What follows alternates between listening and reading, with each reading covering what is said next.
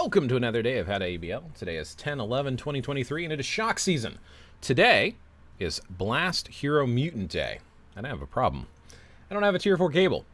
So far, my Tier 3 cable with a Rage has actually been outscoring my Tier 4 Storm with a Rage, surprisingly enough, as shocking as it is. But cable can't cancel today, which means I need the Striker. But I can't give him a Striker, so I'd have to do a swap cancel with someone like Cyclops, who has a cancel on his 2 with his newest uniform. I don't want to do that.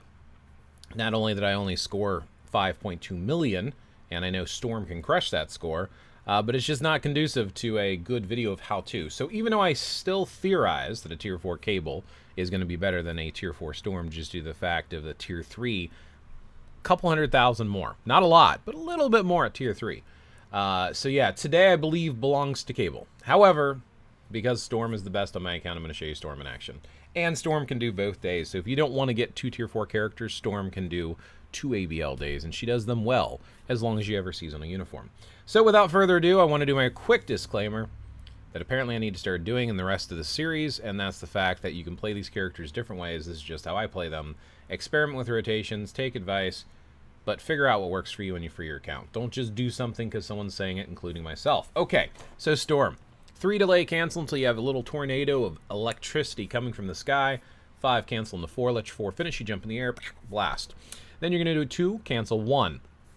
Then you're ready for the big one. You're going to do a 3 delay cancel. 5, 4, 6. So now you're going to interrupt that 4. Let your 6 play out. She goes in the air and then she comes back down. Once she lands, you can fill it with another 2, 1. Rinse and repeat. Pretty simple rotation, pretty straightforward. She can cancel with multiple skills today, with it being shock season. Let me go ahead and show you that in action. If you want to stick around, I'll talk about team comps and alternate options today, like cable. Okay. Switch to Storm, run up, grab the orb. 3, delay, cancel, 5, 4. You see that tornado came from the sky. Once you land, 2, 1. Okay, come on over here, wait for a second, do 3, 5, 4, 7, 6. Wait until she lands, then 2, 1. Now you can do your 3, 5, 4, 2, 1. Pretty simple.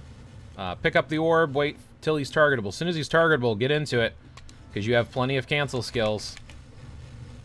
There's that cancel. Once she lands from that 6, you're going to do a 2, 1. And you're going to do an air 3, and do 5, 4. This rotation does work both with a Judgment and a Rage. I've had both on my Storm at Tier 4, and she does way more with a Rage. In ABL, she just does incredible. Now, typically, your Striker, doesn't matter. You always want to use Thor. It doesn't matter if it's an Instinct match. But in Storm's case, Thor is an Instinct match. So not only is he the best Striker for ABL in a whole because of the elemental damage, but he's actually an Instinct-type match for Storm. So all around. And that Oathen Force got charged because the orb dropped on me. We like when that happens. Makes it a lot easier, so I don't got to try to go hunting it down. My procs are slipping off a bit. That's fine. She's pretty forgiving on the procs. That short rotation usually doesn't re-proc at the end. The long rotation, sometimes it's hard to get your procs on. Just keep powering through it. Keep with the rotation. I don't like to adjust to rotation based upon when the orbs are falling or when the procs are hitting.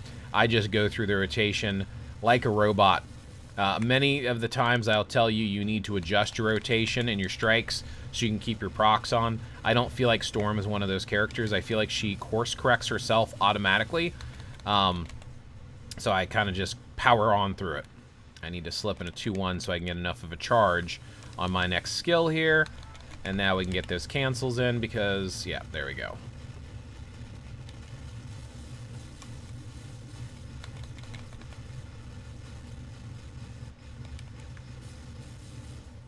Alright, grab that orb real quick.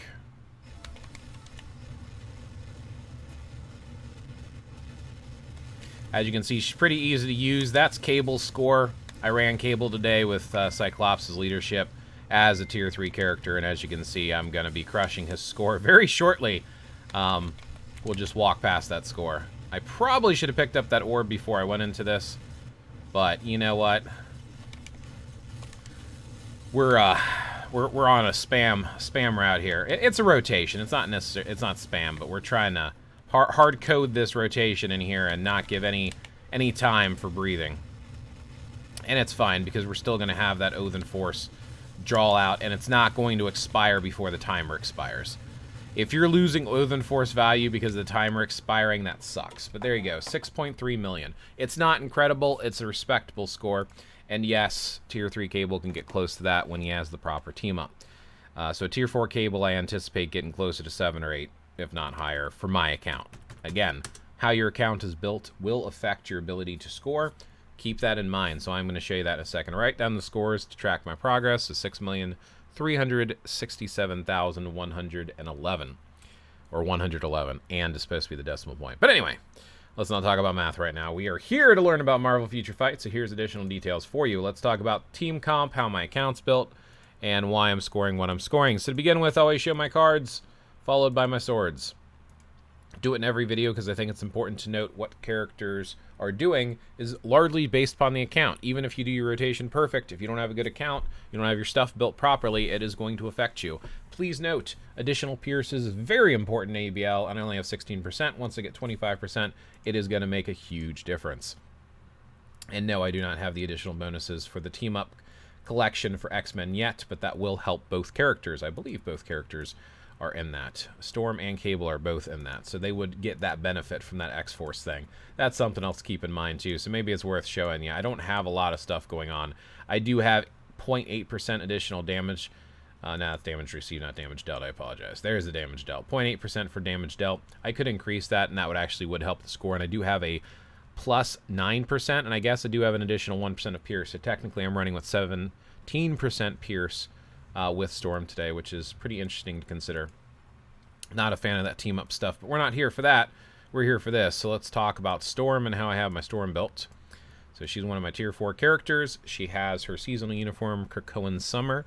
It is at Mythic. Custom gear is a normal rage. It is rolled to a 0.9.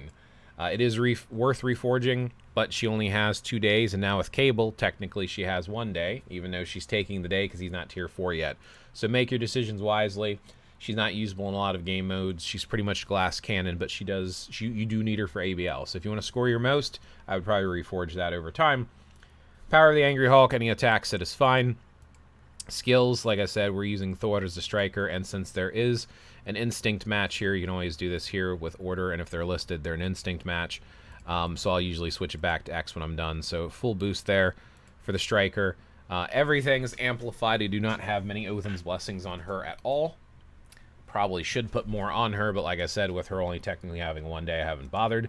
And here are her overall stats. So a lot of the important stuff is capped. Good stuff there, good stuff. Now let's talk about the team comp and alternate teams. And then we will wrap up the video. Challenges. Arena Alliance Battle. There we go. Somewhere in here. Legendary. So, Polaris' leadership. No question in my mind. This is the strongest team for today, with Cable swapped out for Storm at Tier 4. Polaris gives 45% to mutant allies. If you don't know if they're a mutant, you go to their little icon here. You go to the details page. Over here on the left-hand side, you'll see allies, and it says mutant. Which means traditional characters that you would consider to be mutants might not necessarily be considered mutants, so make sure that you double-check. Scarlet Witch is a mutant, right? Well, allies is other. That means Polaris does nothing for Scarlet Witch, nor does Dazzler. Keep that in mind. It is very important to know what affects who. So if it doesn't say mutant for allies, doesn't affect them. Doesn't matter if they're really a mutant or a mutant in the comics or movies. Needs to say mutant there and allies for this to take effect. But 45% increase all basic attacks, okay. But here's the bread and butter. She's not only lead, mutant allies on the team also get increased damage dealt to supervillains by 45%. That's why you have her on the team, that 45% damage dealt. As we all know, I love damage dealt. Then there's Dazzler. Dazzler is probably the best mutant support in the game. She works in multiple teams, and she is worthy of an insight. So what she does is mutant allies ignore target's dodge rate by 70%. Very powerful multiple game modes, especially like if you're running through some of the different missions. And I can't remember what it's called off the top of my head, but Pierce is very important in other game modes as well. We'll just say that. And then it increased damage dealt to boss types by 65%. That's a nice bump. That's up there with White Fox. She's like the mutant equivalent of White Fox. So White Fox affects leaders, Dazzler affects mutants, so hopefully she'll get a uniform that makes her even better over time. And as I had mentioned, she is worthy of an insight. I do not have an insight on her. I actually put it on Polaris instead. Polaris is good in her own right. but I thought I would be using her more often than I'd be using Dazzler. And I have other teams where I use Dazzler that have another character on that team that does have an insight, so you got to balance it out. They're both worthy. It's kind of like, who do you want to pick? They're not top tier for insight, in my opinion, but we can talk about that in a separate video. Now, for Cable today, see how you have the little green thumbs up? It tells you if you can cancel. Cable can't cancel. So I had to do something like this because nobody here on this team are able to cancel. Now, if I gave Cable a tier 4 striker like Thor, he'd be able to. So that's something to keep in mind when you're thinking about it. But I do think that this team at tier 3 could work. But as you saw, I did about 5.2 million, almost $1 million less. That's pretty rough. So, yeah, I wouldn't even bother. Now, other people might also consider stuff like Professor X, because Professor X, technically, you could use his own leadership, even though his own leadership is not very good. I would do something like this. If you had a tier 4 Professor X, you can consider that, but I think it's going to be tier 4 Cable, tier 4 Storm, and then tier 4 Professor X will be the top 3 teams I would think about for today. Polaris' leadership or Cyclops' leadership. Dazzler if you have her. If you have to work with other options, you can work with other options, but that's pretty much about all you have today that really stands out as being stellar. I feel like Emma Frost is PvP focused. Iceman unfortunately sucks, and no one else here is really worth speaking about. I hate saying it, but it's true. Not Gambit. Captain Britain does okay. Captain Britain is kind of on par with a tier 3 Storm, but a tier 4 Storm just takes the cake. Her and Cable are pretty much the two that are competing for today's spot as far as meta goes, in my opinion. Anyway, hopefully that was useful. As always, may your ABL scores be as high as possible, and I will catch you in the next one.